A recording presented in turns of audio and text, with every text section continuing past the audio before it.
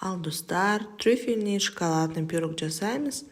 Дәмі енді ерекше, оңай жасалатын десерттің түрі. Ол үшін бөлме температурасындағы сары май, жұмыртқамыздың сарысы, қаймағымызды жақсылап араластырып аламыз да, үстіне құрғақ массаларымыз қосамыз. Ол бізде сахарный пудра, ұн, какао, разрыхлитель. Осы құрғақ заттарымызды қосып, жақсылап біркелкі масса болғанша араластырамыз. Осындай әдемі, қолға жабыспайтын қамыр пайда болады. Осы қамырымызды жақсылап жайып, 30 диаметрлі формамызға орналастырамыз және шетін борчиктарын жасаймыз.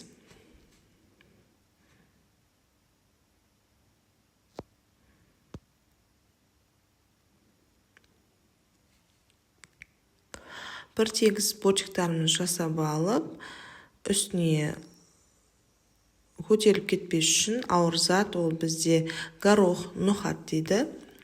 Горохымызды орналастырып, пергамент төсейміз. Пергамент үстіне горохымызды салып, ауыр зат астындағы біздің тестамыз көтеріліп кетпес үшін осыны салып 10 минут бір пісіреміз. Кейін үстіндегі горохты алып тастап, тағы да 10 минут пісіріп аламыз. Піскен астындағы тестамызды суытып қоямыз. Суып болған соң үстіне құятын заливкамызды дайындаймыз. Ол бізде сүтіміз, сливкіміз, какао, кукурузный крахмал қосамыз. Осыны жақсылап араластырамыз қоюланғанша. Осындай қою масса болу керек. Қоюланып болған соң үстіне шоколадымызды және сары майымызды қосып, тағы да жақсылап араластырамыз.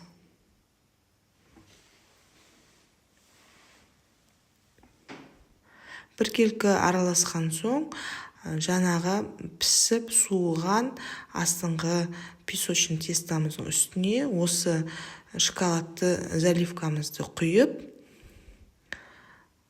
бір тегіс үстін тегістеп, столға ұрып аламыз. Астындағы ауа шығу үшін.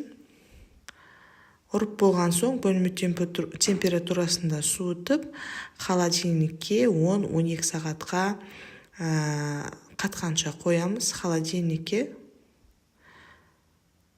бізде 12 сағат тұрды. Мұна менде түнде пісіріп қойдым. Азанда уже дайын болды. Жұмсақ, жасалу оңай. Жасап көріңіздер. Сұрақтарыңыз болса, комментарийға жазып қалдырыңыздар, жауап беремін.